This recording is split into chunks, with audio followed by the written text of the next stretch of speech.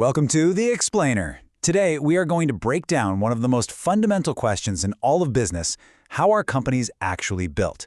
We're going to follow the entire journey from a simple idea all the way to a massive global corporation. So let's just start with that big classic question, right? We all hear these legendary stories about startups in a garage that turn into these world-changing companies. But what's the actual legal and financial path they take? Turns out it's a journey defined by risk, a need for cash, and a series of really crucial structural choices along the way. And to figure that out, we're going to follow the life of a fictional company that we'll just call GadgetCo. We'll watch as it grows through 5 key stages, starting as a one-person show and ending as a publicly traded giant. Okay, let's dive right in. Every single business starts with an idea, and let's say our founder at GadgetCo has a truly brilliant one. They're ready to go, but what's the absolute simplest, fastest way to just get up and running? Well, that would be the sole proprietorship. It's exactly what it sounds like, just you and your business. There's almost no legal paperwork to deal with, you have total control over everything, and all the profits, they're all yours. It's the go-to for so many small businesses for one simple reason: it's just easy. And this is a huge but, there is a massive catch. With a sole proprietorship, the law sees no difference between you and the business. And that means if the business racks up debt or, even worse, gets sued, your personal assets, we're talking your house, your savings, your car, it's all on the line. All right, so GadgetCo is really starting to take off, but our founder is hitting a wall. They need more money to keep growing, and, they could really use someone with a different set of skills. So it's time to bring in some help and form a partnership. And this really shows that not all partners are created equal. First, you've got your general partners. These are the people actively running the business, but they also have that same scary unlimited liability.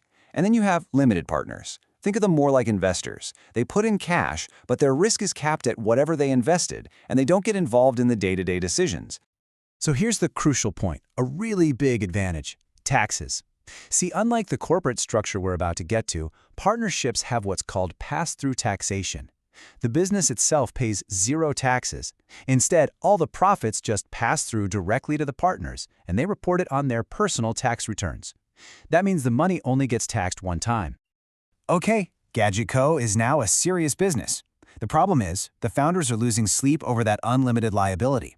As the company gets bigger and bigger, that personal risk just becomes totally unbearable.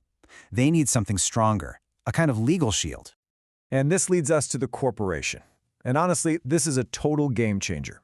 A corporation is recognized by the law as its own separate legal person, completely distinct from its owners. It can sign contracts, it can own property, and it can be sued all on its own. And that legal separation creates the corporate shield. Now all the owners, who we now call shareholders, have limited liability. Their personal assets are safe. This makes it so much easier to raise money from tons of different investors and to buy and sell ownership using shares. It just unlocks this huge potential for growth. But, and this is a big but, this powerful legal shield comes at a price. It's a really significant one too. It's called double taxation, and it's the #1 disadvantage of being a corporation. So here's how that works. First, the corporation earns a profit and pays corporate income tax on it. That's tax number 1. Okay. Then, if the company decides to distribute some of that leftover profit to its shareholders as dividends, well, the shareholders then have to pay personal income tax on that money, and that's tax number 2. So the exact same profit gets hit with taxes twice. So GadgetCo is now a thriving corporation, but it's facing another massive choice. Does it stay a private company where its shares are held by just a handful of people, or does it go public and sell its shares on a stock exchange for anyone to buy? And this table really lays out the core trade-off. Going public gives you incredible access to capital and lets your shareholders easily buy and sell their stock. But the price you pay for that is intense public scrutiny.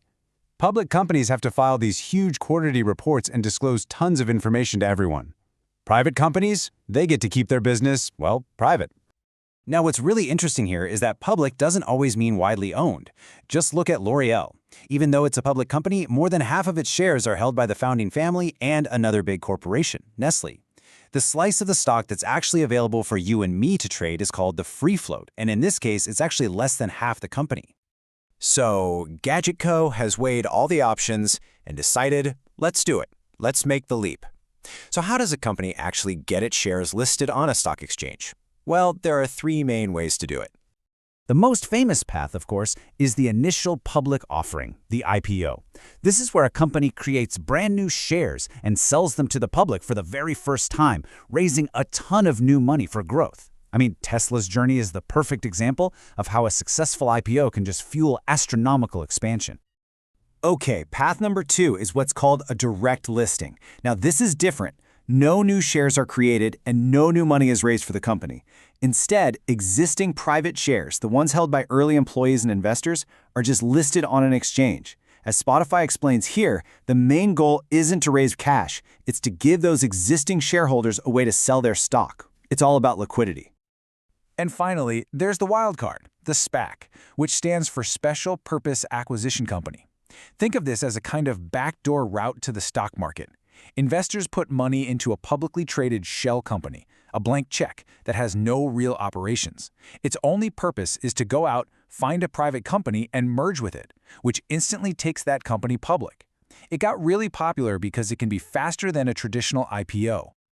So there you have it. From a simple idea in a garage, to a partnership sharing the risk, to a corporation building that legal shield, and finally to a public giant trading on the stock market. This is the fundamental blueprint for building a business today. Which really brings us to one last crucial question. As our economy and our technology keep evolving, what will the great business structures of the future even look like?